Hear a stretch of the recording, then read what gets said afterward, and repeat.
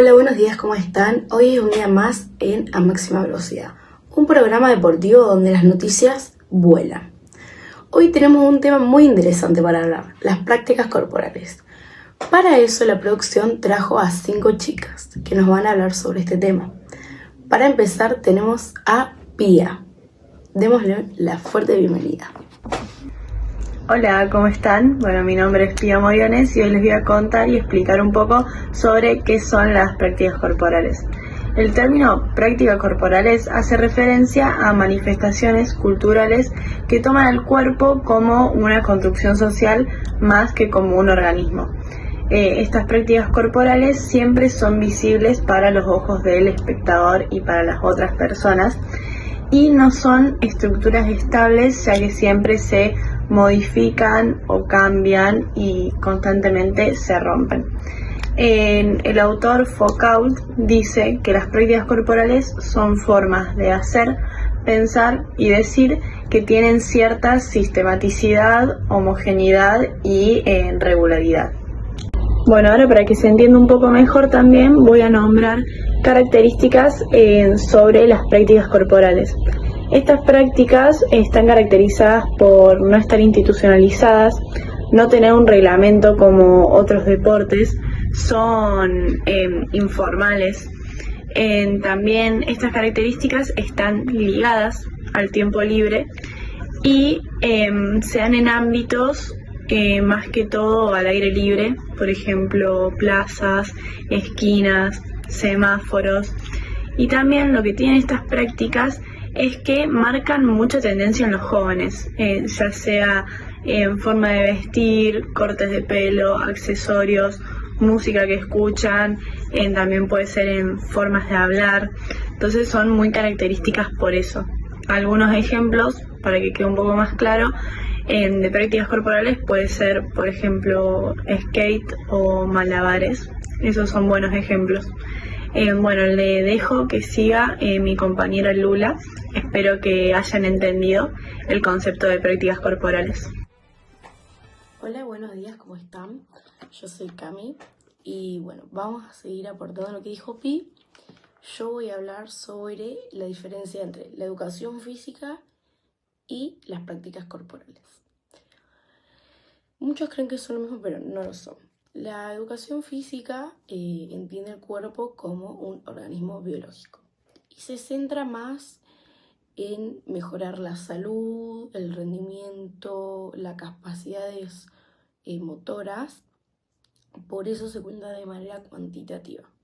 Por otro lado, las prácticas corporales ven el cuerpo como una construcción social y cultural, que se enfocan más en la expresión y comunicación del cuerpo, ya sea expresando formas de vida, gestos o reflejando culturas, por así decirlo. De esto tenemos 2 autores que hablan mucho sobre esto, que son Foucault y Mauss. Bueno, por otro lado, las prácticas corporales, al no centrarse solamente en el entrenamiento del cuerpo, buscan un sentido al movimiento, en busca de sociabilización, creatividad, disfrute, expresión. Este enfoque supera la visión dicotómica del cuerpo y mente y propone una forma de sentir más allá de entrenar, incorporando dimensiones sociales y culturales y expresivas. En resumen, las prácticas corporales se trata más de la expresión del cuerpo, de lo social, de lo cultural, de cómo el cuerpo se expresa de diversas formas, y la educación física habla más de las capacidades motrices, del entrenamiento, del rendimiento, de cómo mejorar las cosas. Y bueno, ahora le doy el lugar a que hable Lula. Hola, ¿cómo están? Yo soy Lourdes Flores y les vengo a comentar sobre qué se tratan las prácticas corporales tradicionales. Bueno, cuando hablamos de prácticas corporales tradicionales, nos referimos a aquellas que vienen desde hace mucho tiempo y que tienen una cultura dominante, donde la mayoría de personas la han vivido ya sea en la escuela, en la familia o en distintos clubes.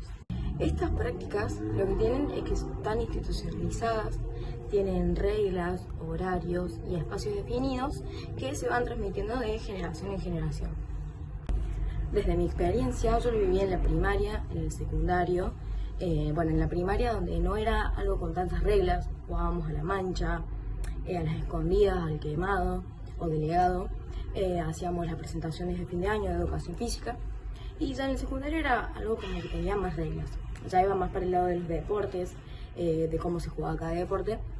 Por ejemplo, jugábamos al vóley, al básquet, al handball, también a fin de año hacíamos las presentaciones de buzo. Pero estas prácticas corporales no buscan centrarse en el aspecto físico, sino que también buscan centrarse en los valores, en el sentido de pertenencia, en distintas disciplinas. Otra de las experiencias que tuve fue ir a los Scouts, en donde allí nos enseñaban muchas cosas, aprender a valorar lo que teníamos alrededor, hacíamos campamentos, acantonamientos, caminatas, y ahí nos enseñaban lo que era la convivencia, distintos valores, el cuidado de nuestro alrededor. Por eso estas prácticas corporales no se limitan a los deportes o a las actividades físicas, sino que también lo que buscan es incluir actividades para fortalecer vínculos, relaciones, que nos ayuden a medida del tiempo a aprender a cómo relacionarnos con nuestro cuerpo y cómo nuestro cuerpo puede relacionarse con el entorno. Hola, me presento, soy Gisela Alberto y voy a hablar sobre las características de las nuevas prácticas corporales de la cultura juvenil. La primera que voy a nombrar es el carácter alternativo y urbano, que esto quiere decir que estas prácticas se realizan en espacios libres, en espacios abiertos, como las plazas, parques, calles, en donde en esos espacios se realizan las prácticas como el skate, el BMX, el parkour, entre otras. La segunda característica que voy a nombrar es la vinculación con culturas juveniles, en donde los intereses y las necesidades de los jóvenes están más ligadas al tiempo libre y al disfrute que a la competencia escolar.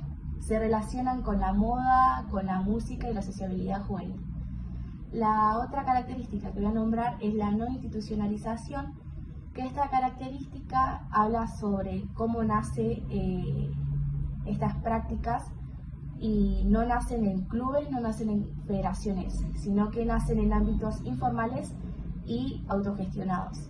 Por ejemplo, el skate lo aprenden de manera observándola y practicándola, y no en escuelas formales. La otra característica que voy a nombrar es el énfasis en la sociabilidad y el disfrute. Los jóvenes buscan relacionarse con otros y el placer personal por encima del rendimiento y la competencia. La otra característica que voy a nombrar es la dificultad para entrar a las escuelas, en donde estas prácticas son ignoradas. No se realizan en educación física en las escuelas por el simple hecho de falta de materiales, infraestructura, miedo a que suceda algo o la rigidez curricular. Y por último voy a hablar sobre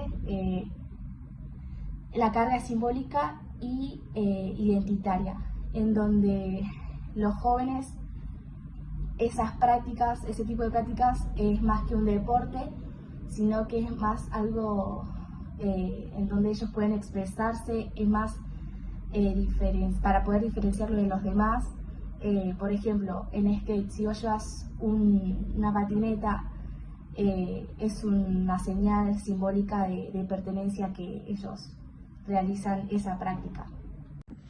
Hola, soy Tiziana Saxia y yo voy a hablar de la clasificación de las prácticas corporales.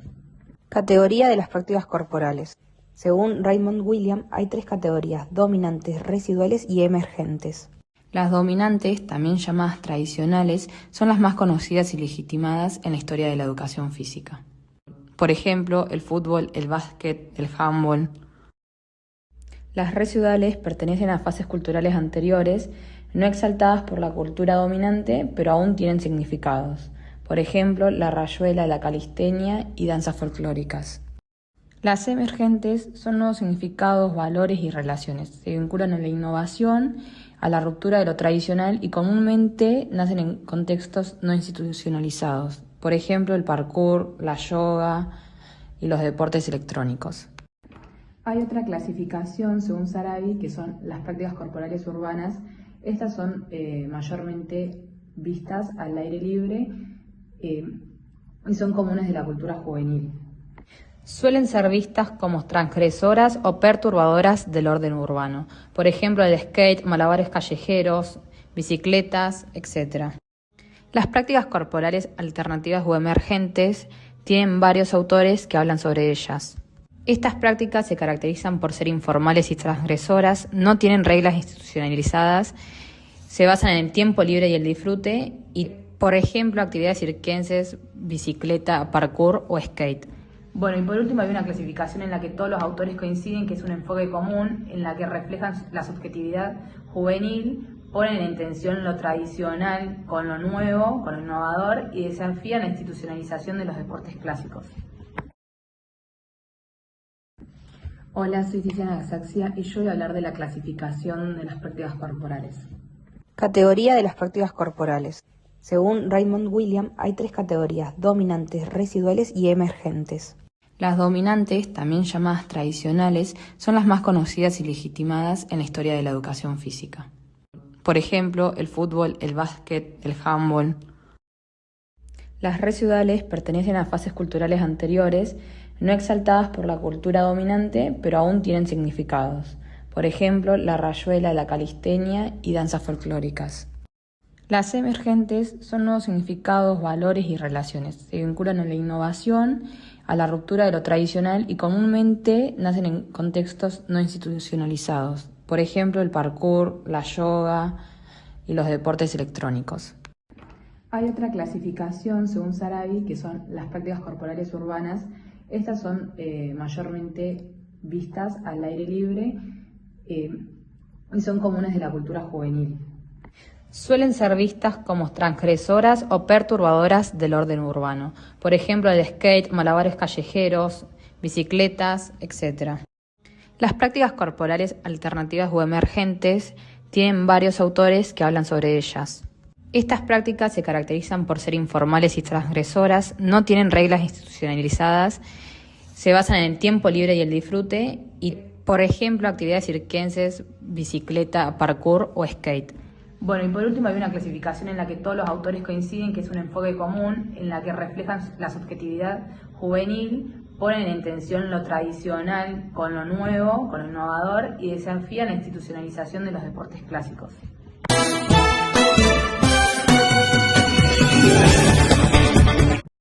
Bueno, en el video se muestra cómo la educación física no es solo una materia escolar, sino que es un espacio fundamental para fomentar lo que es la actividad física y el desarrollo deportivo en los colegios, y donde se destaca la importancia de la interacción entre los estudiantes y los profesores, y es allí donde se crea un ambiente motivador.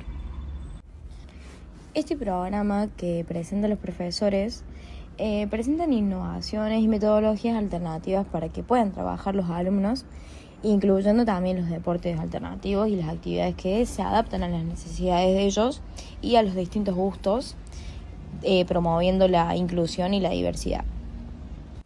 En una parte del video, una de las alumnas le comenta a la profesora que le gusta expresarse de forma rítmica o bailando. Y esto está bueno sobre la participación activa de los estudiantes, porque en diferentes escuelas en el ciclo refleja la importancia de escuchar a los alumnos, escuchar sus experiencias y opiniones para enriquecer las prácticas educativas y deportivas. Y bueno, básicamente lo que busca el video es transformar la educación física tradicional, acercándola a las realidades y a las necesidades actuales de los jóvenes, fomentando el deporte como un espacio de aprendizaje, de salud y desarrollo personal. Bueno, como ejemplo de práctica corporal alternativa, nosotros elegimos el skate, que es una práctica corporal que se ve a diario en la calle o en las plazas. Y bueno, no está institucionalizada porque al no tener los materiales o al ser riesgosa para estar adentro del colegio, no se da, o porque los profesores, al no tener esta materia en la universidad, no saben cómo enseñarla. Algunas instituciones dejan que los alumnos lleven el skate por ser como la personalidad de cada uno, pero no se deja usar por el espacio.